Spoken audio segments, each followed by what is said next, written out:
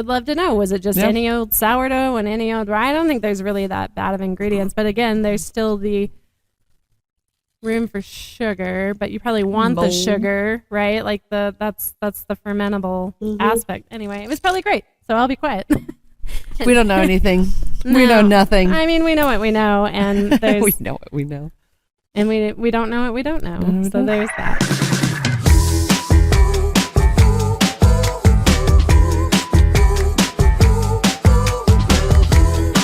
Welcome.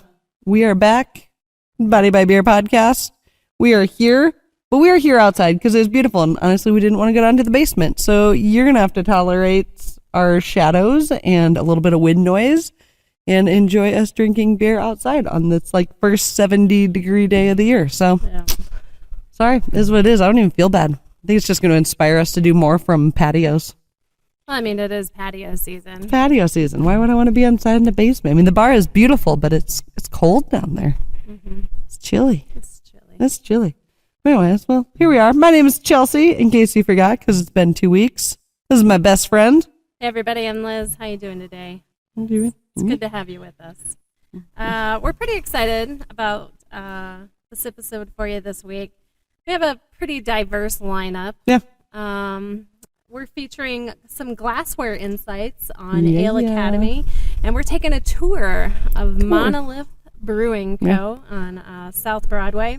And we're even going to do a delicious beer and brunch pairing that I'm really excited to show and really unexcited to not be eating it again right now because it was super duper good. Yeah, that was probably the easiest, like, I eat this meal multiple times a week. Like, sometimes we do pairings and I'm like, oh, maybe once a month or a couple times a year, but...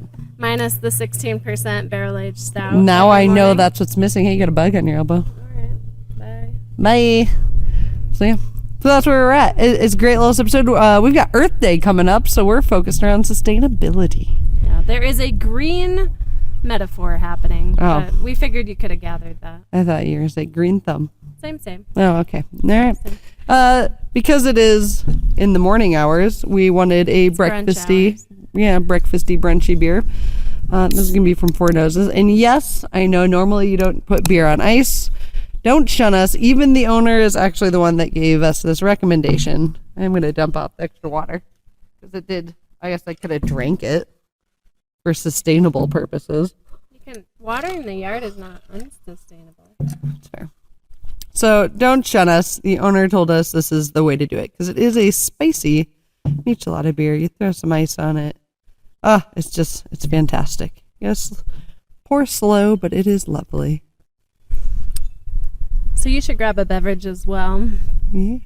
So you're joining us on this beautiful day. Yeah.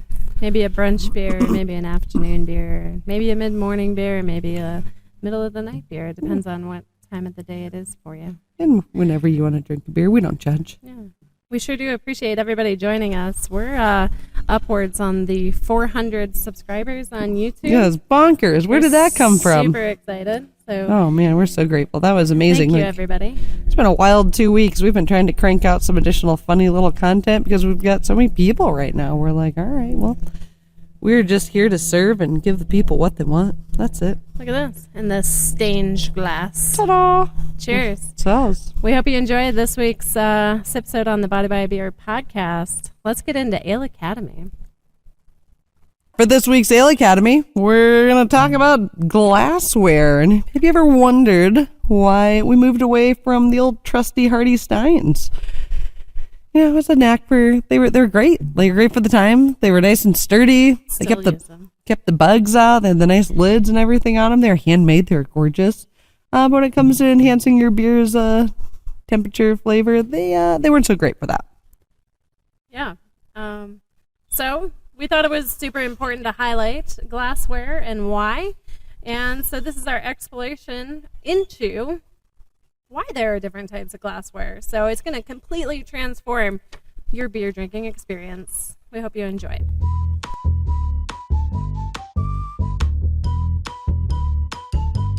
Have you ever thought about why beers are served in glasses with different shapes, sizes, and styles? It's not just about aesthetics. It's also about enhancing your sensory experience and elevating every aspect of your beer. We all know that you can pour any old beer into any old receptacle and achieve the goal of getting said beer into your mouth hole. But that's not good enough for us. We wanted to combine our beer history knowledge with our beer tending skills to create a summary of the very best beer glasses so you can have the knowledge to choose the right glassware to highlight the beer the way you want it highlighted. It turns out the glass you choose can transform your beer drinking experience. We're breaking down styles of beer glasses to find out how. First, there's the simple practicality of glassware. For example, the American pint glass. Simple yet effective. The American pint glass is ideal for hoppy pale ales, and it lets you enjoy a straightforward, robust hoppy flavor because of the large mouth on the top allows all of the aroma just come bursting out. Same with the Imperial pint glass. Though this has a slight lip, the Imperial pint glass is perfect for the bold flavors and higher ABVs of IPAs. And, of course, we've got the beer mugs. These sturdy mugs have thick walls. Keep your beer cold. They're ideal for long drinking sessions, and that handle will assist in allowing your hands not to warm up the beer and keeping it colder longer. And there are those specialty glasses for specialty beers to enhance color, head retention, flavor, and aroma. For example, Pilsner glasses. Tall and slim, the Pilsner glass enhances the clarity and fizz of Pilsners, bringing out the beer's light, crisp characteristics. Tulip glasses, with its bulbous body and flared lip, traps complex aromas perfect for Belgian strong ales. Stout glasses, designed to amplify the rich notes of coffee and chocolate, stout glasses are ideal for the sensory experience of imperial stouts. Teku glasses, the elegant design of the Teku glass with its tulip-like bowl and thin lip is crafted to enhance the nuanced flavors of lambics. And to continue the trend of somewhat exotic glassware that enhance the aroma and head retention of your beer, we have the thistle glass. It looks like a thistle. This glass enhances the sweet, malty flavors typically of Scottish ales. My personal favorite, the goblet, or you can call it a chalice glass, that's fine. It's best for savoring rich, malty beers like Dubels, offering a wide mouth so you get all that aroma, big ol' head retention on the top because of the surface area. Get your nose right in there. You have IPA glasses. This is surprising, but they're specifically designed for the hop aroma of IPAs. That way you can really get that strong hop character. You have the beautiful Weizen glass. It's tall, supports a big, thick head retention on the top, which highlights the aromatics like banana and clove. The bottom of this one specifically has swirls to help get more of the carbonation to pop up, giving it better head retention to get more schmells. And then you have the Stange glasses. This is also a very practical glass. They're slender. They're perfect for a Kolsch, concentrating its delicate fruit and hop flavors. It's simple. It does the trick. And honestly, it's pretty. Pretty glass. And last but not least, and one of our favorite pieces of glassware, a Das Boot is a novelty. It's fun and festive. A Das Boot is used during Oktoberfest to celebrate with Märzen in a spirited communal setting. Now that you know all of these delightful glasswares and their purposes, what are you going to do with it? What are you going to do with this knowledge? Because knowledge is power. Before you can use that power, you have to remember first, the glass must be clean. How do you know your glass is clean in the first place? A clean glass will not only show you your beer is at its best, but it also prevents off flavors. Always check for residual bubbles on the side. That's a telltale sign of a dirty glass. So next time you pick a glass, think about what you're drinking and choose wisely. The right glass can transform a simple beer into an extraordinary experience.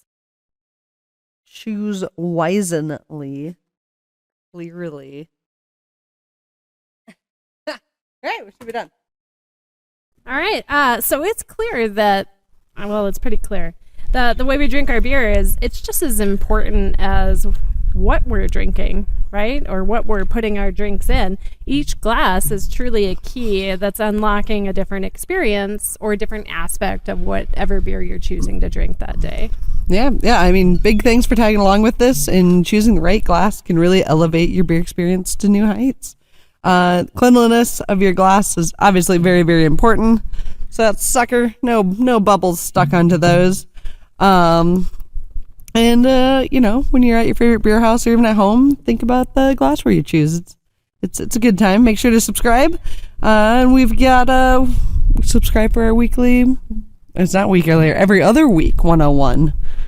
So we gotta subscribe for that, and we'll shoot you out some 101 knowledge every other week and lessons to boost your confidence in the craft beer space. That's what we're here for. Boosting confidence, lifting people up. The segment this week is brought to you by our new affiliate link with Amazon. We got a whole store of all the different products that we use, the different glassware that we purchase. You'll be seeing us drinking out of them probably pretty weekly. And yeah, check it out if you guys are looking to buy some good stuff. We all know Amazon's super convenient. You can buy it from us and we can get a kickback. What was your favorite part of that segment there, Lizzie? Yeah, just like I said, I think it's pretty cool to know why you're putting beer in different glasses, what it does to the aroma, the flavor, the color aspect of what you're trying to achieve. Yeah. And like we got all these, like the glasswares, and now I'm like, where do I put them? Because I love them all, and I can't wait to drink out of them like every day, especially the goblet. I had to put margaritas in them. I had to put water in it. I just want to drink everything out of a goblet from here on out. Goblet of fire. Goblet of liquid and joy. And with that, thank you for our Ale Academy, and we're going to boogie on into our brew news. With our brew news this week, as we talked about, we're going to be really focused around sustainability. And we're also going to dive into some technology, where technology and tradition meet together. And explore how AI is transforming the craft beer industry, making your favorite brews even better, spotlighting eco-friendly innovations, and celebrating good old Earth Day. Heck yeah. Those are the topics. I'm going to take the first one because I like the idea of it, and I like the controversy around it, and it's a bit like poking the bear. And basically we want to talk about how do people feel about the idea of AI meddling with your favorite beer. So there's a super cool article that came out from PC Gamer, nonetheless, if you follow that type of information. But they actually got the article from nature.com report, big, long, extensive report if you really want to get into those. The idea is that there's this rapid evolution. We're all aware of AI, and it's kind of permeating a lot of industries, right? It's meant to make significant impacts that range from impacts on the mundane tasks to the creative endeavors out there, right? There's this huge boom and everything that involves a computer right now. Yeah. Some are good, some are bad. You really got to wean out the good for the bad, and there's some tips and tricks out there to recognize what is generated by AI and what is not, depending on your level of care or indifference in that matter. Okay. So I even received a selfie from my mom a couple days ago to got me on the idea of this article that even she was thinking. I was like, oh, wow, what a beautiful picture. And she was like, and it's not even AI generated. And I was like, okay, cool. Like, what have you been reading and what does that fully mean? And honestly, it was like, awesome. Like, hashtag no filter. I get it. Like, I totally get it. No AI. No AI. Like, same, right? But anyway, going on back to our beer, right? So this article, there was a study over in Belgium, a university professor, and he wanted to enhance beer flavor. And we want to talk about how it fits into our podcast. So let's see. The article navigates this integration of AI and the art of beer brewing. So this study, sorry, cut it back. So this study at this Belgian university, and so they employed machine learning models to basically analyze beer reviews. and then the feedback from the tasting panels. So the goal was to predict and enhance the flavors of the beer, leading the production of higher rated alcohol beverage and even a non-alcoholic beer. Okay. So that rivals the taste of its alcoholic counterpart, right? Like we all know. So it's meant to demonstrate a practical application of AI in refining product quality based on consumer feedback. It's meant to be revolutionary, right? Yeah. You're looking at the errors. So from my perspective, what I took out of this and what really got me a little fired up and interested is the use of AI in such a context. It's a double-edged sword, yeah. Right? And I do love those conversations. So while I recognize and appreciate the efficiency and objectivity that AI introduces to tasks such as correct my grammar, do simple math for me, or maybe even just someone to bounce ideas off of, in whatever hours of the day. It's also really good for statistical analysis and business strategies. Yep. If you haven't gone down that route, I definitely recommend it. Yep. But also remain cautious about its role, right? So because especially when it comes to Bachelor of Arts, Masters of Fine Arts, right? Very much brewing is an art, it's not just chemistry. It's not just putting numbers together and perfecting something that may taste bad because a number is off. I feel like I'm always going to be about human error in the art of brewing because it's those happy accidents that make something taste good, or maybe I put in something that I wasn't supposed to, but then happily it tasted wonderfully, and you create something new, right? It's that human nature that's so beautiful. So I think it takes double-edged sword. I think it takes away some of the opportunity to be creative, right? Like not just like happy accidents, but just in general. If you're like, all right, well, why would I mess with this recipe that is like perfect? You're not going to be as likely to explore with it. Exactly what you're saying. Versus if you're trying to make it perfect, you might happy accident into making something completely different. Right. Yeah. At the end of the day, for me, like, I really want to appreciate that creativity. And I think that's what you're saying. And maybe like it's too easy to go down that easy button route if I'm like, this is the perfect lager, 1 + 1 = 2, and this is how I get the exact malt and hop water. My water pH level is perfect, and everything's been roasted, right? We talked about how things are to the nth degree and the nth second, and love that. You're going to get consistency and a really true flavor that people can always come to know and expect.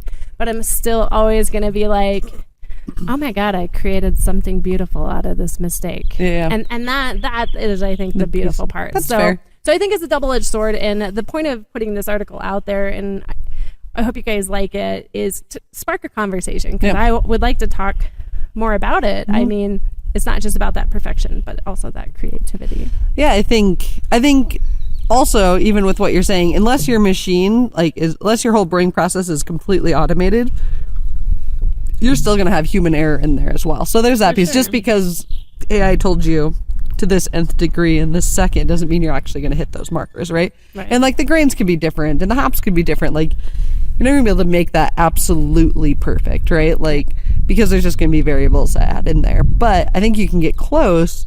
And I think of a lot of things with AI, I have no problem with people using AI for a ton of stuff. It's more of making sure you fact check it, just like any time. Like I think of when like the internet came out and it was like, well, if people aren't getting their information from books, how can you trust this internet thing, right? Well, you fact check it, Sure. And so the kind of the same thing with AI. Just make sure you're fact checking it. Make sure it makes sense. Like I've had AI help me write stuff and it's been wrong a ton of times, especially when it comes into like historicals for the fun facts. Like it's wrong easily 50% of the time that I have to go through, but it gets me rolling on like, oh, that's an interesting idea, or I didn't even know to start looking in that area, but I still have to go through and fact check it and make adjustments. So I think the same kind of thing with the brewing. Like if you want to leverage it to be like, oh hey, on Untapped, what's like the top 5 recipes for fruited wheat beers, or top 10 recipes of last year if you're trying to make something trendy. Like it can be a really good way to aggregate some data and then leverage that to move forward with it, right? Right, but that's knowing and learning how to put it in a box, right? Yeah, it doesn't for get sure. to be creative, because if you allow it to be creative, it can lead you down a misinformative path. For sure. Yep. So again, I think you're right. I think keeping the creativity, keeping the art within the art, always up there, but also like might as well use it if it's there, and it could inspire something totally new. We'd be naive to think that people that are leveraging AI to create recipes aren't going to come up with new things. Oh yeah. And that's cool. I mean, that's what it's there for, right? Like, again, bounce ideas. If you ain't got anybody to talk to because it's 2:00 in the morning, or whatever. Johnny. Yeah. Chat with Johnny. They're like, who the fuck is Johnny? I know. Liz and I call chat Johnny. Seems more like a friend than just a computer program. Johnny. Sometimes I call it a piece of shit. But sorry, not Johnny. Cool. Yeah, no, I think that's a really good think piece. I think there's a lot of cool stuff to ponder in on that, and I hope it gets people thinking and talking and hear their ideas on it. I would do a whole brewery and everything was just AI. There's no art to it at all. Just kidding. I think that's what larger industry brew houses do, right? Like they've gotten things down to a science where people can, again, they can come to expect a certain flavor and they're going to get it every single time. There's no out of the box. There's no unexpected flavor profiles, right? Like I hope somebody comes in with an argument about that, and in a great way, right? Like, because would love to continue to have that conversation, because I tell you what, it's not going anywhere. Yeah, it's only going to get more, especially with the advanced in brewing technology, right? Like you're already being like beep beep beep, the malt is ready, and you're like, all right, I'll go get it. I mean, and people would argue that took the art out of it, right? Yeah, Eric always said, like, automate yourself out of a job. Why? So you can go do more creative things, and the things that people want and know and expect, because that's what the market says. You give it to them. You give it to them every time. Yeah. So you can open up the door for something else that maybe you want to do, or opens the door for creativity. Yeah. Spending all day watching stuff boil, you get to put your energy elsewhere. I love it. The watch pot never boils. It's just a stupid computer. Talk about a piece of shit. All right. All right. You got this next one. This is also super fun. All right. Highlighting modified hops for the preservation of beer. It goes pretty good with sustainability. I see what you did there. Yeah. And this one's from, if you can't read that, this is from the BBC. Yep. The human presence and the realization of climate change challenges industry globally. Stroud Brewing, which we have talked about before, in the UK is pioneering with its innovative use of climate-resistant organic hops. Their participation in what's known as the Innovation Farmers Hop Trial characterizes a crucial shift toward the sustainability brewing. If you missed our discussion on this topic, you can catch it up in, which is crazy to think about, Season 1, Episode 2. Yeah, we're on Season 2, Episode 4. Yeah, that just seems like a million years ago, and that's pretty wild, but it's coming back again. Yeah, check it out if you haven't seen it. Yeah. Or you need Relate to. I think we'll probably put the little thing there, maybe, if we remember. A lot of stuff to remember with all this. So Stroud Brewing is highlighting the innovation by integrating hops known as Endeavor and Harlequin, which are known for their being disease resistance and ability to thrive in warmer climates. The brewery has successfully produced 2 beers that maintain their flavor in the changing conditions, which demonstrates the potential for adaptation. The effort ensues a continuation of beer production, but also promotes biodiversity and improves soil carbon levels on organic farms. The blend advances science with the blend of advanced science and agricultural practice to secure the future of beer makes us all happy. Should make us happy, right? Like, you got to do it. It's things are changing. Whatever stance you sit on it, we all know, like, at least somewhat things are changing. Slight little tangent. Took the dogs in Colorado. They've never really like pushed the flea and tick because we don't have ticks here. Because it's just like we're too high of climate, and we just don't really have like that long of seasons. I feel like it should be long enough, but it's really dry. Yeah, we don't have a lot of bugs in general. We don't have a lot of bugs in general. Even though bugs landed on me. But we really don't. Like, no mosquitoes. Yeah, very rare. Yeah. But basically now they're doing it, and they're doing tests to see if they have like tick-borne illnesses. And my vet said last year with the new test they were giving, she had 2 dogs. And they're like, all right, whatever, that's higher than none, but we also weren't running the tests, so whatever. And in the last week, she had 4 test positive for ticks. And the things that they basically pegged it down to was the fact that it's warmer here more often. Our winters aren't as cold. We're getting a crap ton of snow in the mountains, so it's wetter. And then people that are adopting, and we're bringing dogs in from all over the country that do have ticks. So Marigold tested positive for having a pathogen from having a tick disease. She doesn't currently have it, but she came in from a state that has ticks, right? And the other part is she talked about like the migration of animals, which I thought like bringing ticks and dropping them because they're coming into town more. Think of all the elk out here. Yeah, I mean, there's the Rocky Mountain tick, right? For sure. Super duper small. And I hate that I know so much about ticks, but I come from a land where there are a lot of ticks. Yeah. But what you're saying, which I think corresponds and correlates with the hops really well, is changing climate's happening. So to whatever stance where you want to call it climate change, but it is changing, and whatever you want to chalk it up to could just be nature doing its a cycle, right? But things are changing to not only the beer industry, but like even our pets. Yeah, I was just going to highlight that people travel and pets travel, and not to bring it back, but like the ringneck pheasant of South Dakota is the state bird, but it's an invasive species that was brought over to help with a bug problem. Oh, I didn't know that. Yeah, but it's now the state Cock bird. facts brought to you by Liz. Again, something I'm super well known for. Check me out on onlyfans.com. What did I do? I thought.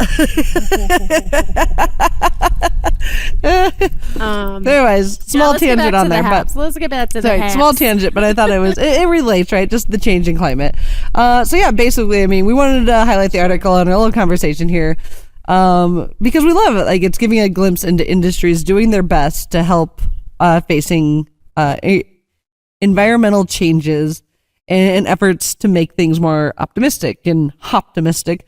We talked about the malts that are in the area that are more resistant, and that's just what you got to do. And if you're not, then prices are going to keep going up, and there's going to be less product available. So things just have to change. That's the way of the market. But once you get into those, like, you see really cool innovation happening, and I love it. I love it. I also want to highlight, and we're going to get into it, so I think you'll like this. We'll get into it a little bit more in our top 10 coming up, so stick around and watch that. But sourcing local ingredients, right? Again, if you keep it simple, you keep it in the area, right? It's the same reason why you eat honey from your area, is because it helps with allergies that you're prone to in the environment that you live in, right? Because the bees are a part of that environment, and it's naturally creating these antibodies against it. I don't know if antibodies is the right word, but I think you get the point. Something to combat the other.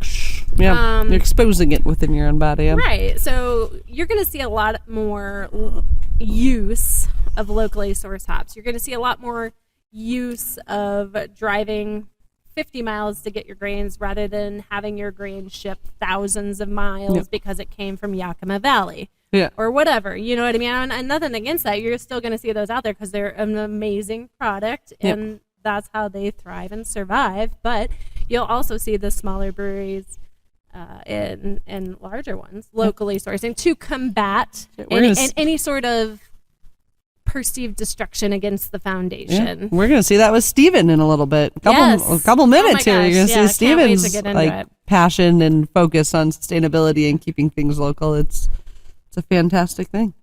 That's right. Speaking of local brewery. Let me shift it. I think we can kind of share this one, but Strange Craft Beer Company in Denver has a great pepper beer. It's like my favorite beer of theirs. It's really good. Yeah, it's really, really good. We're going to highlight they're tackling more of an ancient beer technique by reusing leftover bread from bakeries. Yeah. They released this, we're a little late, a couple weeks ago. I think it was on April 3rd for part of the City and County of Denver's Food Waste Prevention Week. I didn't even know the name. Shit. Strange is not the one with the pepper beer. Oh, I have the wrong one. I was thinking, I don't remember. Oh, well. When you said Denver, I was like, oh, this one's not in Denver. It's one out in, like, Durango. Strange would love to get them on the show, too. If they're listening, they do a lot of sustainable, environmentally friendly. Obviously, I mean, they're making the headline here. They're recently in the news, right? We want to highlight what's currently happening and what's happening in our local area, right? Because we try to keep it local to where we are. Yeah. And I'm sorry that I didn't have the name. I'll make sure to put it in below. The comments below. But anyway, so they're utilizing old bread like sourdough and rye in this brewing process for this beer to reduce waste, right? But they also repurpose the spent grains as animal feed. Yep. Closing the loop. Love it. Thinking about every aspect of where that grain goes. So like we said, it's no longer on tap, but apparently the enthusiasm is incredible for it. So we hope to see it again. Why not? What a great way to reuse stuff. Doesn't it just go sit and rot in a landfill? That's a great way to use it. I was thinking like if you had like an on-site pizza truck and you like when people don't eat the crust, you like save that. That would be a funny way to do it. But then it made me think of the pizza beer that I think New Belgium did. That was like $50 for a 4-pack. It's bonkers. The Voodoo Ranger. Yeah. I was like, cool. I'm not spending $50. I might. Depends on how I was feeling that day. No. Just to try it. Well, yeah. If they want to send us one, we'll try it. Yeah, they should send us one. What I really like about this story, again, would love to spark an additional conversation. We did another Brew News back that we'll put up in the link above or the link below. We talked about a woman that created a whole home brewing process off of using old bread, right? A homebrew kit and old bread. Yeah, and that's what she started her whole brewery. Yeah, it's a great correlation of the two, right? They're very similar in this aspect. So it brings in these ancient brewing techniques. It also brings in the idea of reduce, reuse, recycle, right? And keeping it local. I feel like often like because of like I think the FDA has done a lot of amazing things. People don't get nearly as sick from food poisoning and dying. But on the flip, because of it, we end up with a lot of food waste. Like we were at the casinos and it was awful seeing how much food waste out of the buffets. Yeah, that one's hard to watch. Any buffet, really. But yeah, exactly. That's just the one we saw regularly. Yeah. And it was like, can't you just like donate that? And they're like, no. And like, I feel like there's an ebb and flow, right? Like they had to team up with the city to get it like regulated where they could use old bread. Like they weren't able to just like go pocket a bunch of bread and do it because it probably wouldn't have passed the FDA regulations. Right. Or whatever regulations. I don't know if brewery, depending on the state, if you're regulated by that. But like, I get it. Pros, but cons to it. I think there needs to be a little bit of wiggle room. It would be great to reuse some of the wasteful food to rack it out. Yeah, and I'm over here like, feed it to the animals, but then you got to be careful, right? Because you got to be careful with sugars and process, any sort of process stuff. Like, there has to be that regulation, right? You don't want to hurt them either. Yeah, exactly. I mean, California's doing like a, Kevin's mom was talking about it, that if like it's wet, you compost it. And then they come and pick it up. So they don't want it in the garbage. So now you're composting it. And the city sponsored this compost program. And then as a resident, you can go get free compost for your gardens and stuff to like then start growing your own stuff. And his mom's big thing was like, I have no idea the crap people are throwing in this. I would never put that in my garden. And I was like, that's actually kind of a fair point. I never would have thought about it. I was like, on paper, this is great. And I was like, she's like, I don't know, people like, because she wouldn't throw like sugary processed stuff. And she's like, people are going to throw everything in it. I would never put this into my garden. The Airbnb we were just at. For the chickens. For the chickens. A compost bin on the side, right? They have a bunch of chickens. They're like, hey, what a great way to utilize scraps of people that stay with us. But here's things that are good. It was very specific, right? They put it in a box. It wasn't left open for suggestions, right? You have to be incredibly specific what they can and cannot have, right? And what might hurt them. So that's cool. Being conscientious of that, not just saying, well, it's wet. It's wet. Yeah, exactly. You know, and I'm sure like Strange Craft too, right? They were like, hey, well, I guess I don't know if it was, would love to know. Was it just any old sourdough and any old rye? I don't think there's really that bad of ingredients, but again, there's still the room for sugar, but you probably want the sugar, right? Like that's the fermentable aspect. Anyway, it was probably great, so I'll be quiet. We don't know anything. No. We know nothing. I mean, we know what we know, and there's we know what we know, and we don't know what we don't know. So there's that. Anyway, thanks for that brew news. Actually, Sorry for a tangent. I feel like we haven't been on I'm our not sorry, our high horses and our soapbox for a little bit. The Brew News has been going well, and I would love to spark some more conversations, right? Like, get a hold of us. DM us. Let's comment below. We're here. Let's do this. All right. Well, with that, we're going to talk about one of our personal favorite newer breweries in the Denver area, Monolith Brewing.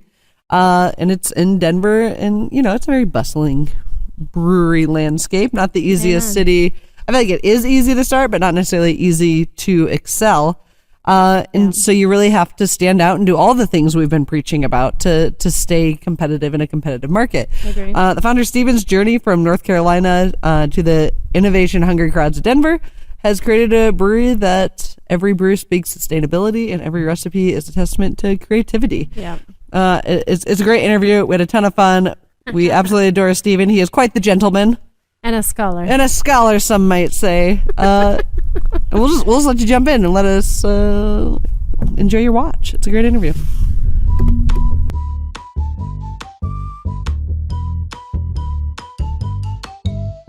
Talk to us about your journey in the craft beer world, coming from North Carolina to Colorado to establish Monolith Brewing. Give us a little bit of insight. I was in the North Carolina industry for about 7 or 8 years. So opened a couple breweries out there. So I moved here from Greensboro, North Carolina. And had a job when I moved here. So we just did like a Zoom interview, and so I helped a couple guys in Centennial open up a brewery down there. And I always knew my goal was to kind of open my own spot. I didn't know it was going to happen this quickly, but this spot came up. It was like a bankruptcy, so it ended up being kind of like a first come, first serve kind of thing. And as soon as I heard that Black Project was closing, I jumped on it. And me and my broker came and just pestered them for the next 2 months, but it was still going through the court system. So as soon as that was all settled, we had first shot at it, and ended up being great deal. Yeah, that's awesome. Yeah. Anything are you bringing any of your experiences then in that journey from North Carolina to helping some people out in Centennial, and then as this opened up, any of that experience that's influenced your brewing style or business philosophy for Monolith?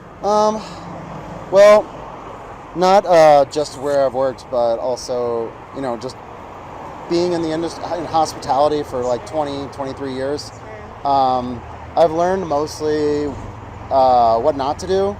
I've had a very broad range of examples of how not to run a small business, and some experiences that really stood out to me in terms of this is how it's done right, and this is how you execute. And so you take all those experiences together and you just kind of create this. I've been, for 20 years I've been saying to myself, if I ever have my own brewery, we're definitely going to do it this way, or we'll never do that. Right. And so this is just kind of a conglomeration of all those ideas, and when you have final say, it makes it a lot easier. You don't have to convince anybody. You just do it. Right? You're this is what I'm going to do. Yeah. We're going to do it. I love that. Yeah, that's our growth pattern. I get that for sure. It's a nice looking bar, man. Thanks, appreciate it. Yeah, you just opened? About 5 months ago. It looks awesome. Yeah, come by, Check it out. come get a pint. First one's on me. Yeah, it looks awesome. Yeah. Love that. Well, that was serendipitous. Okay, and then a fun question. If you could be any beer in the world, what beer would you be and why? Oh, man. I would be a... let's see. I guess I'd be chili beer, because I like to keep it interesting, and I like things to always be hot and exciting, and just very forward palate, I guess I would say. All right. And so yeah. Lovely answer. I thank you, sir. Sure. You are a gentleman and a scholar. Oh, thank you. Hopefully I'll never be a scholar again.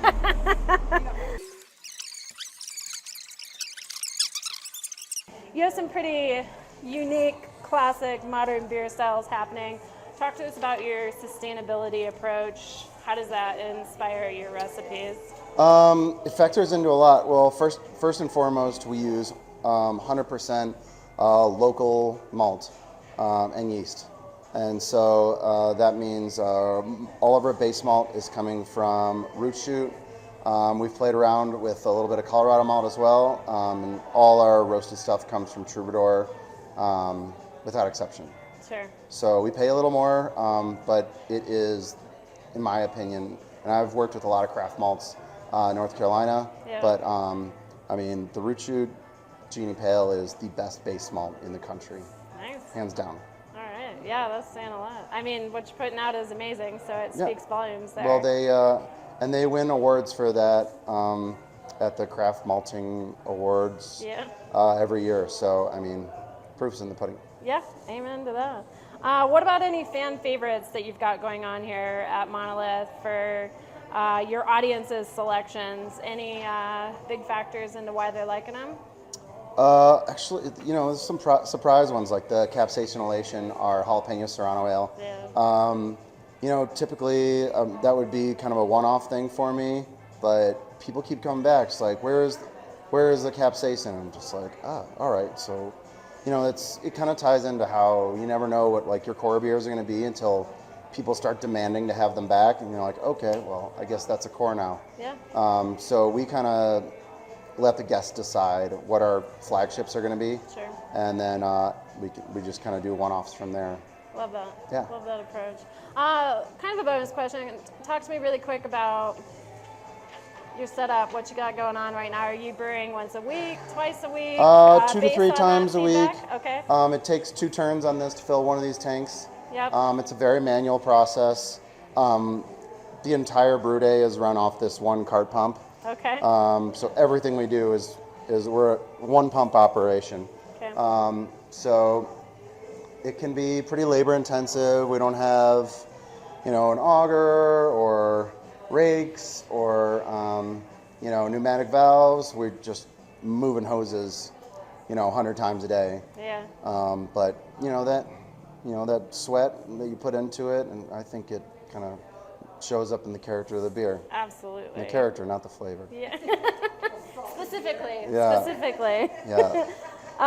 Any other sustainable practices that you want to highlight beyond using local ingredients? You've gone totally paperless here. Mm-hmm. I know that's a big marketing point for you. How'd you achieve that, and any feedback? Well, at first, I was like, well, I don't want to waste space with an office, and being paperless is going to be easy. Yeah. And then I didn't really think about it at first, and then there's so many things that require paper, like napkins, toilet paper, business cards, all that. So you have to try to figure out alternatives to make this paperless claim 100% accurate. Sure. And we absolutely are. We have bamboo toilet paper, bamboo napkins, sugarcane to-go boxes. Nice. My business cards are bamboo. Yeah. So we've been somehow able to deliver on that promise, and it's good. It's honestly not even that much more expensive. Okay. It might cost us an extra, I don't know, $1 or $2 grand a year. Yeah. Tops. Yeah. And also they're high quality products too.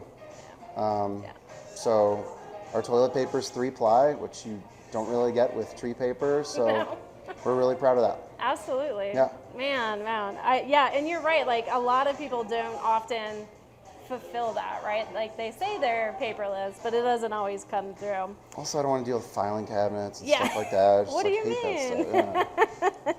Yeah. Let's see. What about the design and ambiance? Like, it is beautiful in here. Total 180 from what it looked like previously. So talk to us about then the sustainable vision into that, right? We're talking green and blues and purples. Like, what's the feel when I get in here if I've never been here before? Well, so the idea is to kind of, we want to, since, as you saw, South Broadway is really loud and metropolitan, and since we don't have a patio, we wanted to kind of create a sense of being in the outdoors when you're in the indoors. Yeah. So there's a lot of greens and blues. We have plants. We have these little self-sustaining terrariums here that we did for. We hosted an event a couple weeks ago. It was like a terrarium building event. It's a lot of fun. So we got them to bring some big ones as well, and my wife and brother helped make. As far as the overall design, I'm fortunate enough to be the son of an interior designer. Yeah. So she really helped out with the furniture design and the colors and the fabrics, and all the entire cloud lighting system was all her brainchild. So very fortunate for her. So really, when people can come in, they can kind of expect that separation from the loud and overall busyness of what South Broadway is. I mean, this is more of, I can come in and I can enjoy the environment. Really, it just kind of like sucks you right in with the calmness that you've chosen. So we want it to be serene during the daytime, someplace you can, that's why we open early. We want a place like you can work from, have a beer or kombucha or something like that. Yeah. And then at night, we have like 4 different playlists for just the energy, and they're all curated to matching that energy. And so in the front is where we throw the party, and if you want to sit in the booths, we actually isolate these speakers, put them in a much lower volume. Sure. So if you want to be in a more intimate setting, you can enjoy without having to yell over each other. I love that. Okay, so in your experience then, so in your brewing approach, your client expectations, do they differ then maybe from what North Carolina had to offer to like that East Coast vibe to more of like the Colorado vibe? And does that influence any part of what you're talking about then, what you're offering in this serene environment? I think there's a couple of things that are really interesting in terms of the difference between Colorado and North Carolina. First of all, everyone in Colorado offers 4-ounce pourers, which is really cool, like really small pourers, and you just don't see that a lot in North Carolina. Yeah. And I definitely have to spend far less time educating our guests on like even what craft beer is. Yeah. In North Carolina, people come in all the time and order like Bud Light. And I'm like, well, we're a brewery, we make our own beer. They're like, so do you make Budweiser? I'm like, no, we make our recipes. They're like, did they give you the recipe? I'm like, no, there's other beer in the world. Right. So I've gotten that more than a few times. So we definitely have to spend less time and resources educating our guests, which certainly, and as far as employees go, most of them are already very familiar with craft beer, so I don't have to spend as much time on training and our styles and our culture and things like that. Very cool. Yeah. Yeah, definitely a very educated palate around here when it comes to beer drinkers. That's for sure. For the most part. What about your food that you have going on? I know you're big into community and collaboration. You've got the empanadas. Mm-hmm. Talk about how that maybe complements the beers that you're brewing. Well, it's great. I love our food program. We have a really great partnership with Maria Empanada, just a couple doors down. And the food lends itself to allowing us to have a full liquor and wine program as well, which really helps us cater to a more diverse demographic. But Maria is fantastic to work with. We're going to be bringing in a couple more hot food options as well. They're the whole. I mean, we are not a restaurant. Technically, we are, but I wanted to get away from having like a kitchen and kitchen labor, especially. In order to not go out of business right away, because I know I can do this successfully, but you add kitchen in there, it's a little bit out of my wheelhouse, and that adds. One thing I hate is X factors, because I don't know, I don't want to fail. Just making the whole process idiot proof, but still a really high quality and fresh product is essential, and they allow us to do that. I love that. What about, actually you covered these both. You're already engaging and collecting with your customers and staff. So talk about then let's get into your beers a little bit more. We want to highlight your collab with Downhill Brewing, Wading into Infinity as a tribute to Dan of Wooden Robot. Can you tell us a little bit more about that? As much as you want, just a little bit how people can support and all that Sure. as well. For those that don't know, Dan Wade, he tragically passed recently in the last month, and in a workplace accident in the brewing industry. So serves as a stark reminder, just kind of the dangerous environments we subject ourselves to as brewers. But he was a particularly large influence on my life. When I just got out of brewing school at Siebel, I didn't really know how to brew. I could tell you the metabolic pathway of like Saccharomyces cerevisiae, but like I didn't know how to clean a tank. I had no production experience, so I made it a point to go around to as many breweries in Charlotte, Raleigh as I could and just ask if I can like hang out and just ask a million questions. Yeah. And Dan at Wooden Robot was one of those that he was just completely an open book. A lot of brewers would say, oh, well, actually that's proprietary or whatever. But he was like one of my, biggest mentors. And he taught me, there's just so many things during a brew day when it's just like turning the yeast brink upside down and draining it that way instead of holding it up to drain out of the valve, or like the way I loop my hose around the thing, or how I rinse out my drain hose. Just like little things are constant reminders. And so, I'm really grateful for that because, but anyway, we did collaboration with Downhill, and the brewer Shane over there was also friends with Dan. So we decided to donate $2 of every pint towards the Wade Family Fund. Awesome. And that goes to supporting his newborn baby. Unfortunately, his kid was only a month old when he passed, so they need all the help they can get. Yeah. And if anybody's interested in helping that cause, you can just look up the Wade Family Fund on, that's WADE, on I think it's on GoFundMe. GoFundMe. We'll include the link for him as well. Oh, thank you very much. Totally. And so, the beer is fantastic. It's nice, hazy, tropical IPA. Not too many surprises, just super drinkable, super hoppy. It's cool that you can do that. Help support where you can, right? And Yeah. kind of where it hits the most, maybe? Well, it's nice to show how much you care coming outside of North Carolina, and that we can kind of cross state lines to help out and still be part of that community however we can. Yeah, right on. Good on you. It's very cool. What about beyond that? You're pretty new, right? We're talking 5-ish months. You're already at Collab Fest. You've got your food pairings going on. You've got your collaboration with Public Offering. You've got it with Burns Pub and A Bit Twisted. Like, how do you go through like the shared values or goals that you hope to achieve in those collaborations? Like, you want to be out in the community and doing that collaboration. Is that just your way of like showing people like, hey, this is how we do it? That's me paying it forward of this like shared community. Like, how do you see that collaboration?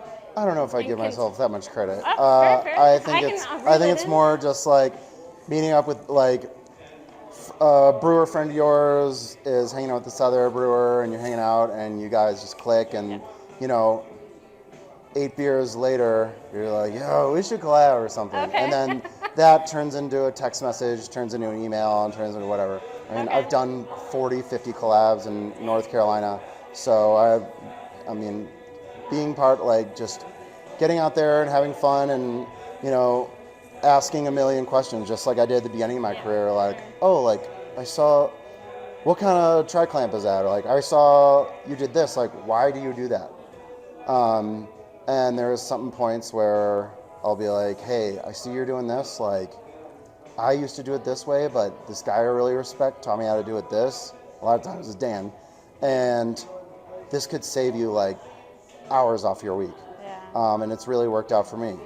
And most of the time they're like, great. And, some of the time they're just like, all right, you brew how you brew. I want to, but it's just like, That's what I love most about collaborations, because I learn so much from other people, and there's like small instances where I'm just like, oof, like gotta make sure not to do that, Note right? to self, yeah. Yeah, like, so it's at times like it's just as important to learn like what not to do and like kind of create a bulwark against making those kind of mistakes that you see, but also learning like fabulous new techniques and strategies to turn tanks faster, or get better head retention and foam stability, or have more expressive hop profile in IPAs, just like anything. Yeah, it's a great way to keep the industry in itself growing, right? Like it just Totally, what you because can share. your guests become aware of their brand and vice versa. Yeah. And I mean,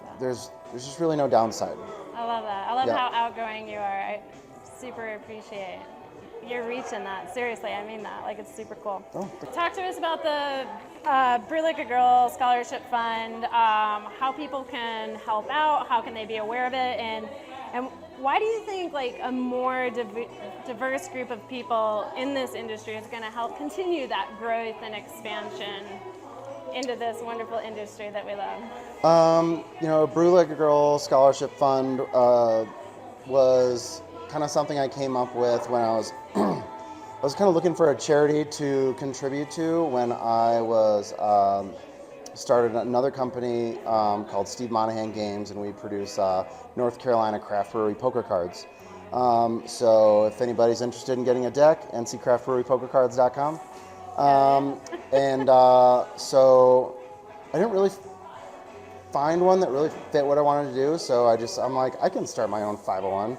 It ended up being way more complicated than I thought it was going to be. But the mission is very simple. It's find eligible candidates, women that are either enrolled or accepted into brewing science programs at higher education institutions, and help them out. And that comes in the form of $1,000 cash. Yep. We don't work with the schools. I don't want to. This is supposed to be. Basically the idea is to make it as seamless and easy and as least cumbersome as possible on these young women. So if they've already paid their tuition, but the next one's coming up and they need money for books or something like that, it's just like all money is fungible, and you can basically help them with whatever help they need. Right. And it doesn't necessarily need to be tuition. I mean, it's great if it goes towards that, but helping them thrive and get out of school and get in the community. Part of that's mentorship as well. And we encourage them to, we provide resources for them to kind of figure out what direction to go, how to best plan their career. Okay. Wow. For me specifically, I tell them to reach out if you have like question about like mash steps or anything like technical brewing or kind of entrepreneurship stuff. Sure. And we other members of our board are geared towards marketing and events. Our VP is the events coordinator at the North Carolina Guild, so she brings a lot of talent experience as well. So we give them the link, they apply, we do a Zoom call. If we like them, Venmo them $1,000. Cool. And it's very simple, and it's just a great way to help out the brewing community, and especially a big sector of it that doesn't get as much support and exposure as they need. So. For those interested in helping out, link is on your website. Yep, We there's a can donate attach button. it too. Cool. Just click it and put in as much as you can afford. Right on. Yeah. Thank you. I love what you're doing. Let's cruise this way. Sure. And So 1% of all our revenue 1%. here Okay. goes to that. So we've already funded enough for like a couple scholarships. So we're very excited to start awarding those. We're getting in touch with the different school programs around here, Nice. Regis and Metro, and things like that. So you could definitely look forward to seeing a couple of our scholarship recipients on our Facebook and Instagram within the next couple months. That's so cool. Yeah, especially for the fall season coming up, right? It'll be for next year, I'm assuming. Sure, whenever. Yeah, or whenever, right? Yeah. However it fits their needs. Sure. Love it. Well, festival season's coming up. Summer's on its way. Spring is shining brightly. What do you want to let the people know? What you got coming up, especially for this year? Anything we can look forward to? Well, every Tuesday we do a live jazz jam. It's really cool. We have a core 3 that gets started, and then people who signed up the previous week bring their trumpets, trombones, saxophones, harmonica. We've had a couple lovely jazz singers as well come in. Everything under the sun, oboe, clarinet, and they just jam together, and sometimes it lasts 3.5, 4 hours. Just because nobody's running out of steam, and they just keep the party going. Yeah. One night we had like 8 different drummers who just cycled in and out. Wow. It ends up being a pretty big bar tab for the band, but that's okay because they bring in a great crowd too. It's our busiest night of as far as the weekdays go. Sure. Then Wednesdays we do a board game night. So we have 70 board games over there. Most of them are independent games made by kind of indie board game makers and designers. So we want to support kind of those local guys as well. And so it's $1 off food, beer, wine, liquor, if you're playing a game. So that encourages everybody to kind of get together, and sometimes people just show up and just set a game up and wait for people to show up and be like, do you have players yet? 3 of them, just join up, they get started. Explain the rules for a few minutes, get going. It's a great time. Hell yeah. And then we're establishing residencies for Saturdays and Fridays for 5 or 6 artists that are going to come in once a month. And so they kind of own that first week of the month. And that way they can kind of bring their crowd, and we can develop a kind of organic crowd for them. Like a pop-up? More just like a set schedule. Okay. For the same artists to come out, but different ones for each day of the weekend. I got And we had a really great terrarium building event the other day. We did that with Terrorium. Okay. They do like animal skulls and pinnings and plants. Yeah. So it's really cool. It's pretty metal. But we had 20 people show up for the last one. Dang. So we sold out all our tickets within like a couple weeks. So we're going to do that again. And we'll switch it up. Next one was going to be a carnivorous terrarium building. So like little Venus flytraps or like the potted plants or something. That would be super cool. And then we'll do one of like just moss walls like we have over there behind the taps. Yep. That would be super cool. So looking forward to doing that as far as ticketed events. That's really fun. Okay. Love it. Yeah. Love it. All right. That's really all we got. Thank you. I know you said it again, and I'm not trying to like blow smoke up your ass or anything. I love what you're doing. I love your message. Man, you're just living it and walking it, and I appreciate that, and I respect it so much. Thanks. I really And am living the dream. too. This is the most fun I ever had. Super cool. I've never worked more hours, but at least it's worthwhile. I was here till 2 a.m. like cleaning the floors. That's like, cleanliness is the most important thing to us outside of hospitality. Beer quality is a far distant third, because hospitality is like why I got into this, and you can't give a good hospitality experience if you don't have a clean tap room. Amen. To go hand in hand. Yeah, that's the experience, right? Yeah, and if the beer is good, then that's just a nice little bonus. It's a huge perk. Yeah. It's a huge perk for Yeah. sure. Cool. Thank you again. That's my pleasure. Super appreciate you doing course. this. Oh my gosh. That's a wrap on our interview with Stephen Yeah, at so Monolith much fun. Brewing Co. A huge shout out to Stephen. Thank you so much. Again, you are a gentleman and a scholar, sir. Don't you let anyone tell you any different. Super awesome conversation. Thanks for letting us know like what makes the place vibe, what makes the place tick. It's clear. It's clear that Passion. you're crafting more than just beer. It's so much passion oozing out of it, right? Like, and it's a foundation. I feel like that foundation is setting it up to be a more inclusive and environmentally friendly beer culture. Yeah. Right. I got shit on my face. No, just scratching because I had an itch because my All right. hair blew on my face. Scratch, have an itch. Anyway, thank you. We really hope y'all enjoyed, and you know, sorry, I about said what you were supposed to say. Yeah, I mean, if you're in Denver, Lots of great places to check out. Would definitely recommend Monolith. Steven's almost always there. He's a hard-ass worker. What do you say he puts in like 80 to 90 hours I'm not a week? surprised at all. So yeah, check it out. Check out the vibe. The local painting on the wall, the big, I almost called it a monolith. The mural. Local artist. We'll tag him in here. He's a great human being as well. Met him quite a few times. And also he was very polite. Like people would walk up and they'd be like, "Are you painting a picture?" And he's like, "Yup." And it was all the time. He was so patient with people's just insanely stupid questions. He's got like his mask and his spray paint, but it is fantastic. So say hi to the crew over at Monolith. And at the same time, there's a couple other breweries within walking distance that are also great. So if you do stop, you're not going to just be like, "Well, I have to park, drive again, park. No, like you can park and check out like 3 breweries right within walking distance from there. And they're all great. So definitely go in, check out Monolith, say hi to Steven, say hi to the crew, and just take a breath of like all the cool stuff they've done. You just walk in and it gives you the butterflies. It's great. Yeah. It's great. Well, you're staring at that mural. Ask Steven why he wants to put islands in the sky and what is his meaning of monolith. Yeah. All right. It's just so much fun. So much fun. And we'll go sips of wisdom. I mean, that's the next one. We don't think we got to beat around the bush. It's our most popular. It is. People love it. Yeah, thank you. We like it too. Yeah, quick facts are fun. You know, it gives you some pew fire, whether you're behind the bar or you're going to a bar or just talking with people. You know, fun facts are fun. Yeah, fun facts are fun. They're just fun. Yeah.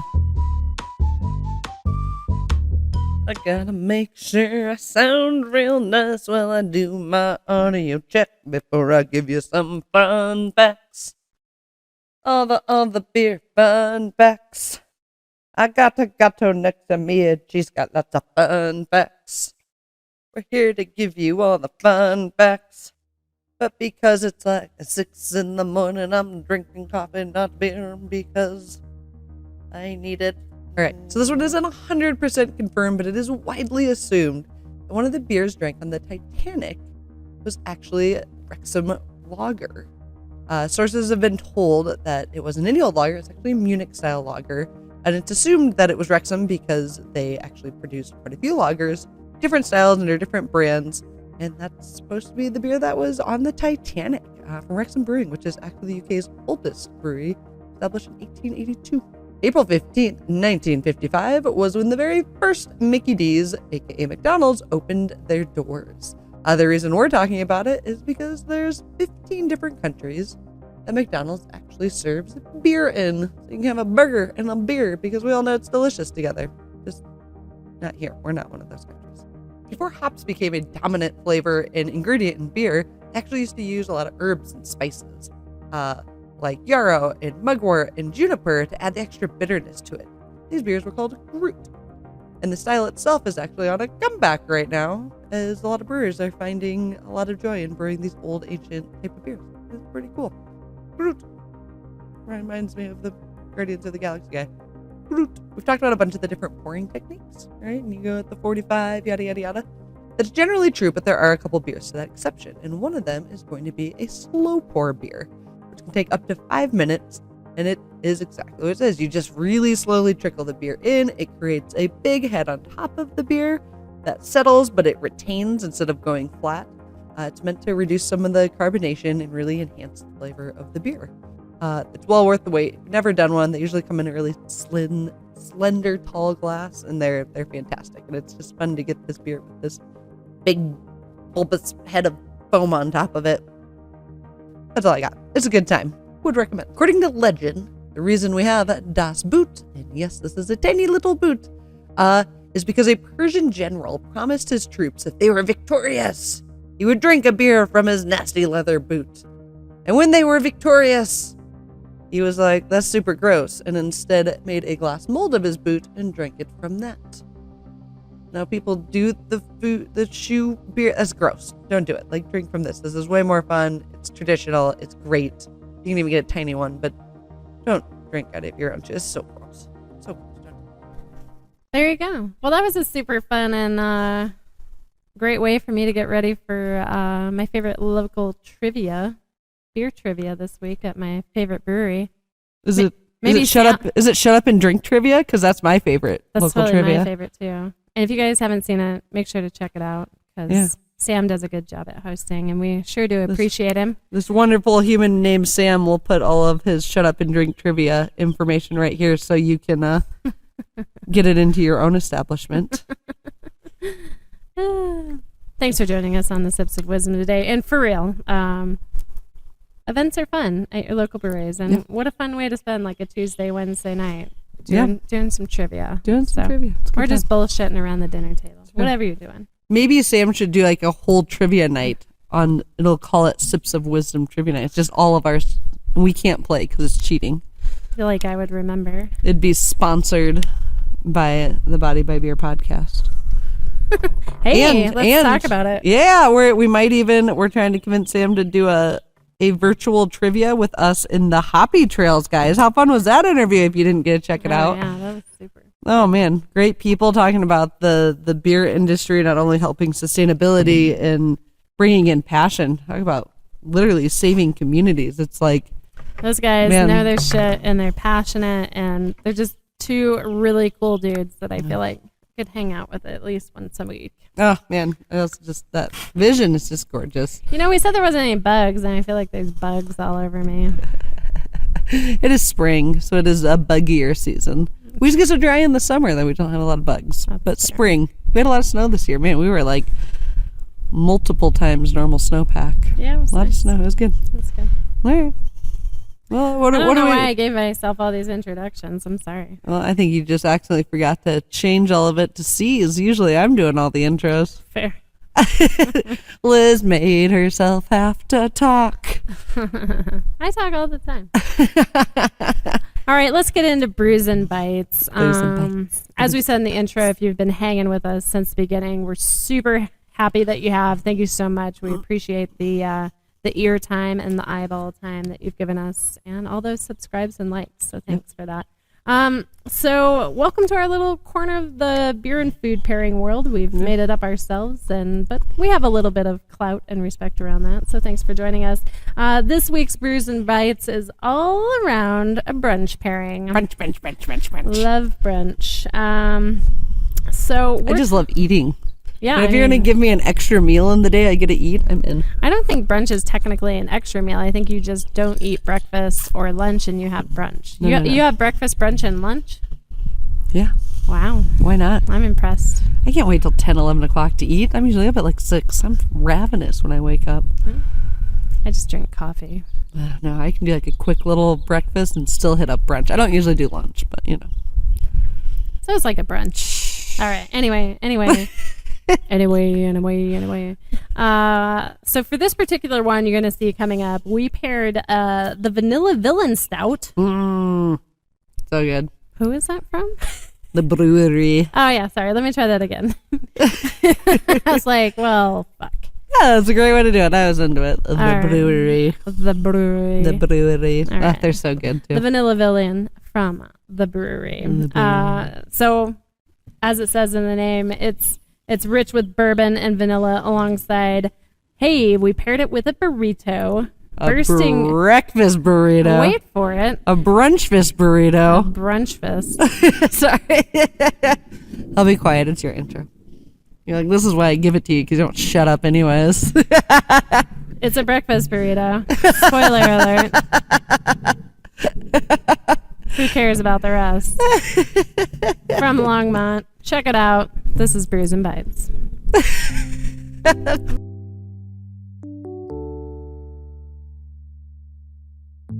Sweet and spicy. Totally a favorite combination. Highly recommend, of course. Take yourself to your favorite coffee shop, or if you haven't been to one in a while, order yourself a latte and a burrito, or maybe sneak in a bourbon barrel-aged stout and enjoy this pairing as the sweet and spicy complement and contrast each other at the same time. Never one more taking center stage than the other. I think it's delightful. All right, guys, we're at an Airbnb. So we brought breakfast burritos with us, little frozen yum-yums out of Longmont. There's no oven. Liz doesn't like soggy tortillas, so we bust out the toaster oven, but we can't cook them frozen per the instructions on the packet. There is nothing to add in there, and we didn't really want to set it like directly on the little racks, so we found some tin foil.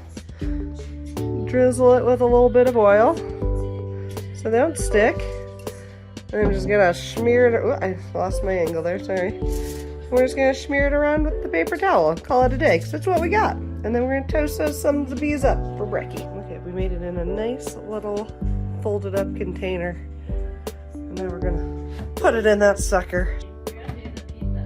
Toasting! And today's pairing is gonna be with Vanilla Villain from the Brewery, a bourbon barrel aged imperial stout with vanilla beans. This is a really good burrito. More cheese than I thought it would be, which I appreciate.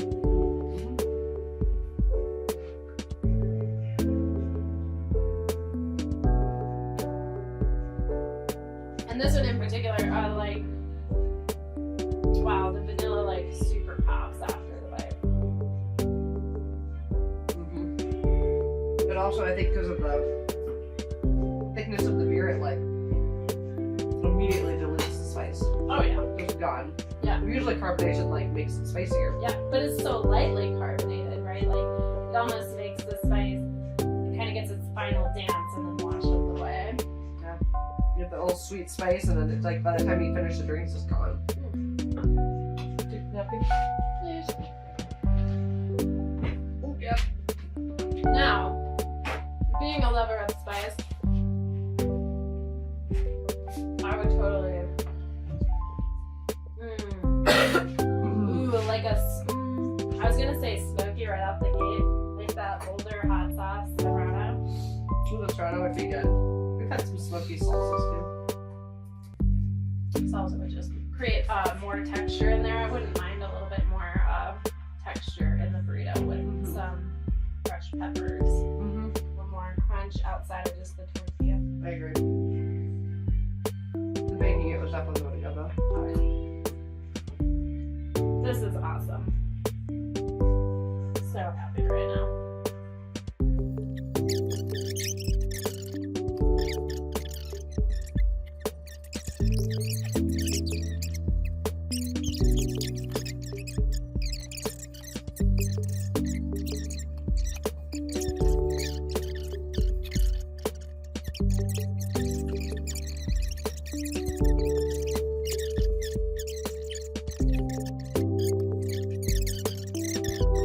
Alright, so overall, this meal is incredible together. Do you recommend? The sweet and the spicy were great together. The spice from the hatch chilies and the thickness of the beer completely washed away the spice really quickly. But like as you were drinking it, you got that sweet and spicy, amazing combo. So that was great together.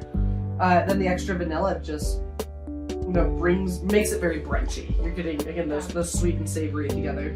We're gonna try something a little bit new, and we're gonna do a rating scale on all the senses. We talk about all the senses all the time. 1 to 5. 1 to 5. So visually, I'm gonna give it a 2. Yeah, fair. The beer is beautiful. 5 is high. 5 is high, yeah. It is a take-home freezer burrito. So From the Longmont. Burrito Kitchens from Longmont. There you go. Thank you. These are really good. They're really good. Visually, nothing to write home about. But as you don't get in a packaged burrito. Yeah, fair.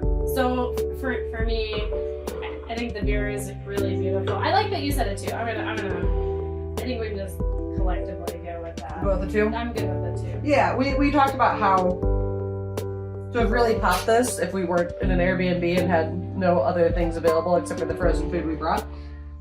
We're also in the middle of the woods somewhere. Yeah, we're also in the middle of the woods. We're trying to be distraction free. It's like putting like a red salsa, some fresh, like even if it was like a pico and the fresh cilantro, and maybe some sprouts with it. Like those bright reds and greens against the white and the dark would have been beautiful together and would have popped the whole thing. Even putting it down to daisy because it would have made this more tan. Yep. The whiteness, that golden aesthetically, like it would have brought this whole meal together. So there's definitely ways you can you can class this up, and it would be incredible together. You talk about a little smoke, maybe a little like pepper jelly. There's multiple things you can play around with on here. But for time's sake, that's where we're at. Yeah, I feel like we that was like our biggest one. I feel like fair. Smell wise, beer smells fantastic. Oh my god, that's a 5 out of 5 for sure for me. Yep. I digress. I'm gonna go 4 because I like a bitter. I'm not saying this needs to be bitter. That's just my preference. I think the Burrito smells great, but again, because we're missing the cilantro and the fresh tomatoes and the fresh veggie aspect, I'll give it like a 3. Yeah, I'd even dial it back a little further. It's a great burrito. I'm not saying don't get this burrito. I think it's delicious, but I think it lacks visual presentation. I think it lacks aroma. We all know like 75% of what you taste is aroma. So for me, like I'm getting the big, like I'm getting the spice, I'm getting the cheese, but it could have been more. Yeah, it's just hard to do in the frozen burrito, right? Versus like how you can church it up. I went 3. I went 3 on it. I think the beer smells good enough, and I like the spicy and sweet smell together. Fair enough. All right, so taste. I'm gonna give it 5. We're going 5. I'm gonna give it a 4 because I think the things we talked about adding would really elevate it more. Like I want that cilantro bite in there to really elevate this burrito up, and the tomatoes and the extra crunch texture. So to me, that's gonna like pop it up to a 5 for me. But in general, it's absolutely fantastic together. Would 100% recommend burrito if you're brunching. And beer for brunching. Yeah, like a big sweet stout. So flavor-wise, I'll give it a 4. You give it a 5. Especially with the spice. Yeah, the spice. The crackeriness, which I think is a good segue into the mouthfeel, the texture, the touch, right? You get that crackery dryness with the tortilla, and then you've got kind of the smooth feel of the cheese and the potato and the eggs inside. And again, just this really slight carbonation with the bourbon barrel aged stout. I'm gonna go 3 to 4 on that one. Okay. I would say we talked about the beer being more carbonated than expected. I think if it was more syrupy, it wouldn't pop as well, because I do think the bubbles from the beer are really elevating kind of the dryness and the crispy and the mushier of all the flavors in. I like that. The bubbles are giving us that pop that we want from the fresh veggies that we want to add to it. Choose that. So 4. I'd give it a 4 because I do think they like are complementing each other well. Also, if they're a little too motor-rolly, I feel like it just takes away everything. Unless that's what you're out for, right? Then some people, like Kevin loves those. I don't not like those, but it takes away. It takes away from the complimentary, right? Yep. It's too much of a black canvas, right? Yep. You don't. Wow. You have to have that. I feel like there's that balance of complimentary, contrasting, and cutting, right? Like if it's too motor-rolly, then you're just like those would probably do well with a salad if it didn't just totally overpower the flavor. But now you're getting the crisp bread of the salad. And kind of chilling that down. Where right now, because this is already a bit more mushy, warm, diluted, we want the bubbles to help elevate it. And for the record, like, I am warm from this 15.7% beer. You know, and we had a proper like 4 to 5 ounce pour to start us out.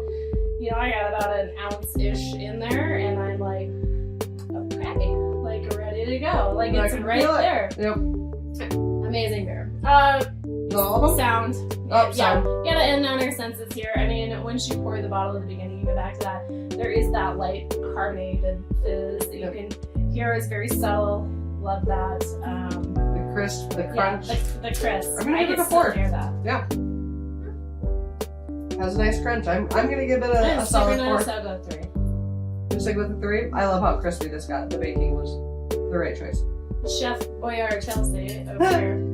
I have been rocking our frozen meals and prepackaged meals this trip. Yeah. That's what we got. Overall, would recommend. Nice little spicy breakfast burrito with a dark imperial stout kind of beer. I do a little bit more sweet. Could throw a bit more coffee, so you're kind of getting that coffee flavor, roasty bite to it. But would recommend churching it up a little bit with some fresh veggies, some cilantro, maybe some sprouts, something that is going to help make this a little bit brighter versus it's heavier, which is totally fine. It's just like that's kind of what I think of frozen burritos for. But if you want to brighten it up, that would totally brighten up this meal. It'd be a great camping meal too. I'm into it. So I'm gonna buggy and I'm gonna keep eating the shit out of this because it's delicious. All right. Recommend. Would do. Brunch time. That was delightful. Ugh. I mean, like I said, like I can eat breakfast burritos every day, and I usually have to force myself not to, and then I only have a breakfast taco because it's less.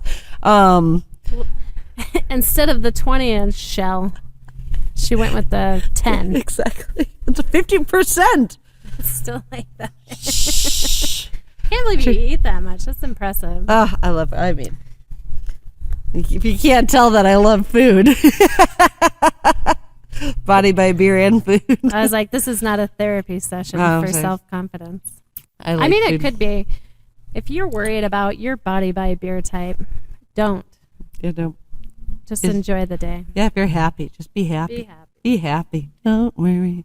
Don't be unhealthy. But yeah. Like, be happy. Yeah, be happy. There's a balance in there. So yeah, like that was. I mean, the dark beer was totally the way to go. I bet a coffee beer would be great with it. We used to pair a sparkling rosé with our breakfast burritos, and like a smoky green chili on top, and that was a fantastic pairing. But because champagne goes with everything, right? You've got the effervescence, you've got the acid. Yeah. It's wonderful. But this is just so good. So, just like. I would definitely recommend. It's clear this pairing was really, really goes well together. And because we were traveling, we did like a quick grab and go in the Longmont Burrito Kitchen. We're going a little we're not totally 100% sure on the name. It's somewhere in there. It was like a week ago we shot this. It was a lot of beers ago. And so it was a great way to be able to elevate a pairing by putting in the effort to make it work together, right? It doesn't always have to be a fancy meal. You don't have to put a ton of effort into cooking every single time. And it was a great way to do a brunch on the go. I won't forget the hot sauce next time. It's my bad. It's my bad. It's in my car. Swag. There's hot sauce in my car, not your car. So my bad. I'm surprised I don't, to be honest. Yeah, I did take a little bit of a break, and I tell you what, my digestive system has been so happy without spicy food. Mine's been fine even with it. But my taste buds, I feel, have been slightly depressed. Yeah. I'm sad. Not getting that zing of loveliness. Yeah. You were all over the Scotch hot sauce here the other day. That's probably what blew up your tummy. The mango. Yeah, it's good. Mango. It's not as spicy as I'd like, but it is good. Oh, it's delicious. It was sweet. Remember, if you've liked anything that we've brought to you today on this Brews and Bites episode, the pairing dynamic, using your senses. Remember, you've got 5 of them at least, and we hope you use them all. It's brought to you by yours truly. Check out the basic beer pairing book below. Every little bit counts and helps, and your support is greatly appreciated.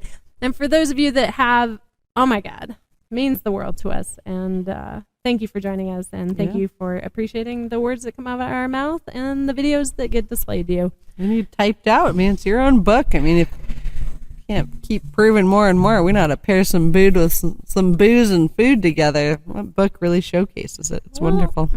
You did a great job. Thank you. You did a great Appreciate job. that. Had a good time. I had a good time. Is that me? Time for the top 10. Oh my goodness. You did give yourself a lot. There's no letter in it. Yeah, it's you then. No, okay. When in doubt. Yeah, so Go we're going ahead. to wrap this up with, honestly, the top 10 has become one of, I don't want to say my favorite, but I do enjoy it. I think it's a good, quick summary of some really fun information. Yeah. That maybe we don't have the time to talk fully about, but it gives a good categorization of some cool stuff. So we're going to transform into the brewing industry through sustainability. I mean, that's what we're going to talk about. We've been talking about it all day. About Earth Day. Talking about Earth Day. And as we become more aware of our environmental impact, it's crucial for industries to adopt. Today, we're going to explore the eco-friendly practices that breweries can implement to not only enhance their operations, but also perfect our planet. Oh, it says protect. There's a thing in the way. But also protect our planet. These practices range from energy efficiency to waste reduction and beyond. There's some really creative things on this list. So gotta give kudos to creativity, and you all know we love innovation. So let's just dive into the breweries that are going green and leading the charge. That's right. They're already doing it, or a thing that you can do. Just keep your eyes open. Yep. So water conservation makes sense, right? Like water is, a huge part of what you're drinking when you're drinking beer. So breweries can install more efficient cleaning systems, which Okay. is always interesting. So it reduces water usage, and they can use water recapture systems to reuse in the brewing process or for the cleaning. I did want to throw in like examples, but I thought maybe it would take up a little too much time. So I'd like to get the conversation rolling. And also, if you're a brewery and you're using any of these practices, please reach out, because we definitely want to learn more and come tour your facility. Yeah, or put it in the comments which practices you're using from Highlight this it. list. Yeah, it makes me think of the toilet with the hand washing station on top, and then your gray water from washing your hand fills the toilet.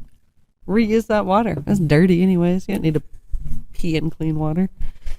Energy efficiency is going to be our next number 9, I guess. Yeah. Switching to renewable energy sources such as solar or wind power can significantly reduce the brewery's carbon footprint. And additionally, using energy efficient lighting and equipment helps lower overall energy consumption. And we've talked about it. You don't want it to be that bright in there anyways, so let's lower that down. If you're in a place like Colorado that we get 100-mile-an-hour winds randomly, maybe store some of that wind power. It's there, blowing everything else around. The Brew a beer. ambience is efficiency. That's why we don't actually have bugs. Just blows them away. I mean, you're not wrong. Let's see. 8. 10, 9, 8. 8. Sustainable sourcing. We talked about this earlier if you were watching it. Thank you for watching, but we're coming back.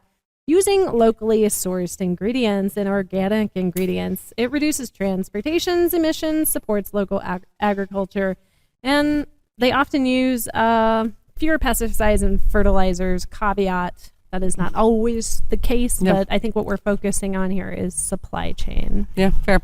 Yeah, I mean, if it's got to travel super far, you're going to have to put something in it to help it stay fresh. There you That's just a reality. There you go. That's why those apples are so red. Number 7, spent grain and recycling. Spent grain can be repurposed rather than discarded. Most breweries that I know of, actually, and maybe that's just because of the state we're in, give and sell their grain to local farmers or animal feed. It can be used to make bread, granola, compost, dog treats. We've seen a lot of pretty cool ways to reuse the grain, and often it goes to the farmers. Yeah. And it's usually, at least the breweries that I've seen, it's usually free because they're just going to throw it away. So instead, the farmers come in, you load it up on the trailer, and they take it out to the cows. Yeah, I recently started following That's cool. basically a whole trucking system. Oh, nice. They're like old garbage trucks or something that they go around and pick up the spent grain, which is super cool. If I Also remember who you are, sustainable. I'll tag you. It's also and we can talk about sustainable. it later. Reuse those Sustainable. trucks. Use those trucks. All right. And this I feel is not very far and few between. We're talking about packaging reduction. So using minimal packaging materials, opting for recyclable or biodegradable material. It's encouraging customers to bring their own growlers, perhaps, if you're still offering like that, like where you're coming out of these COVID years. It's a thing we can get back into and helps reduce waste. Reduce waste. There you go. Number 4, green building practices. When building or renovating a brewery, you can use sustainable materials and incorporate design elements that enhance the energy efficiency, such as natural lighting, better insulation. I love a big window, garage door. That's like one of my favorite pieces that I love breweries have taken in as a garage door. It's great. You can leave the doors open. I mean, people at home don't know this, but like Kevin and I do a lot of projects and we use pallet wood all the time. Build an entire kitchenette and almost all of it, I don't know, probably 75% of it's repurposed. That's pretty cool. Reuse the grill, reuse the bricks from the old fireplace, use pallet wood, like reuse a lot of it. So it's a fun way to do it. I think we have a table, reused wood stuff. This is all... Nah, it looks pretty new. Minus the peg leg in there. Yeah, fair. The shelves is what I was thinking, because we had the pool table and we built the shelves in the garage out of the wood from the pool table. That's what it was. If you can see these garden beds behind us, Pallet which you wood. probably should be. Yeah, it's all pallet wood. Yep, that's all. And Kevin and I made those, so we try our best, and I think people like seeing it too. Yeah, and also you're in the Rocky Flats, so you probably don't want to be. We're glowing. maybe not. Anyway, moving on.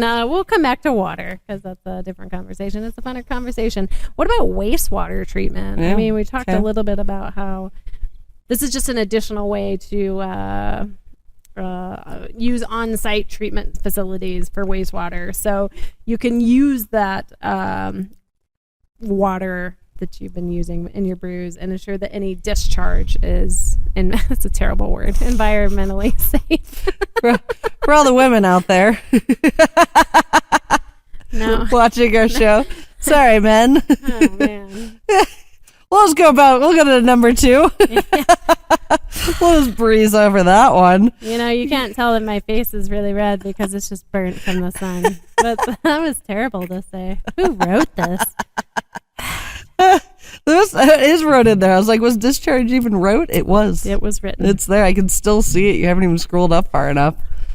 Just staring at me. It's like highlighted in red. Snail trailing to the next clip. Gross. Oh, no. Got yourself. All right. Number 2, carbon foot. 3. Number 3, carbon footprint reduction programs. I really like this one. All right, breweries can participate in carbon offset programs by investing in forestry projects and other renewable projects to balance out their own carbon emissions. That's right. Like, there should be a really cool visual here, right? Like, for the things that you take out of the environment, make sure to put other things back in, right? Like planting trees and things of that nature. I think that's super low-hanging fruit. Fair. To comprehend. Yeah. Right? Get volunteer programs going if you can. Upslope's great for that. We'll highlight them again really quick. They always have some great footprint reduction programs that they volunteer with. Yeah, I mean, certified B Corp. There's some breweries in that cusp, and it's a cool program to be in. Yeah. Can't wait for Upslopes. I'm gonna make it this year, I hope. Is their The hike. yeah, that tap room at the top of the mountain thing. They have a catchy name for it. Yeah.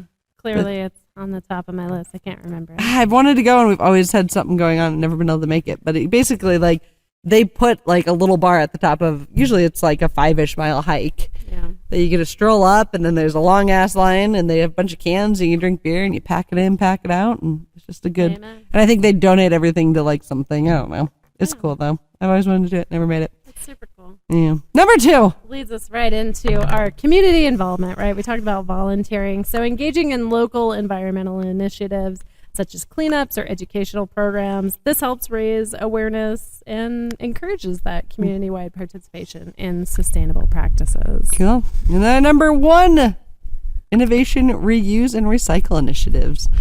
Some breweries innovate with recycling, using old equipment or materials for new purposes, such as turning old barrels into furniture, or using spent yeast to create nutritional supplements. That's right up your alley. Yeah, I do love doing that. That is fun. I was thinking the snap packs that aren't plastic. I mean, you can reuse a lot of those, which is cool. Or you have like the paper ones that people started making, and yeah, there's a lot of cool stuff. I do think the brewing space does, at least here, does do a pretty good job at prioritizing that. Yeah. Versus some other industries that just don't put oodles of effort. I feel like the brewing space does a pretty good job. They do. Very community focused. That's why we love them. So thank you for joining us on this enlightening journey through the top 10 eco-friendly practices for breweries. By adopting these strategies, breweries are not only contributing to environmental conservation, but also set a standard for sustainability in the industry.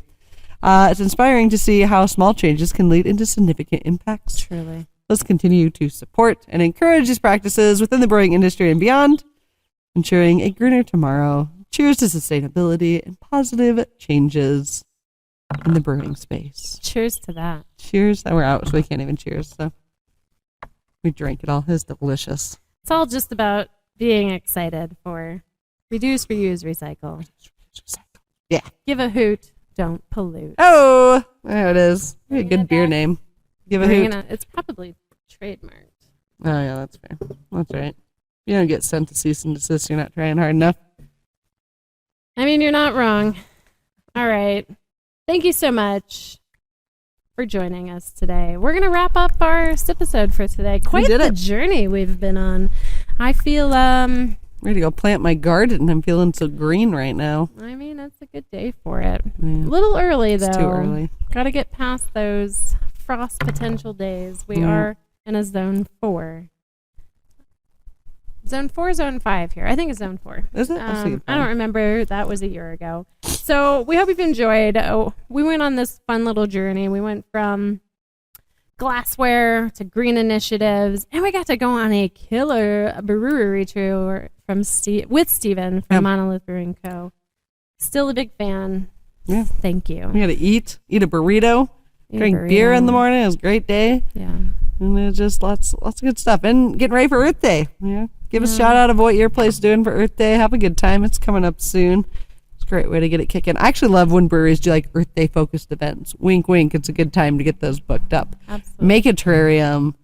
Do planting days. Like, it's fun. Like, it's the time of year. Get people in for that. So, anyways, don't forget to like, share, and subscribe.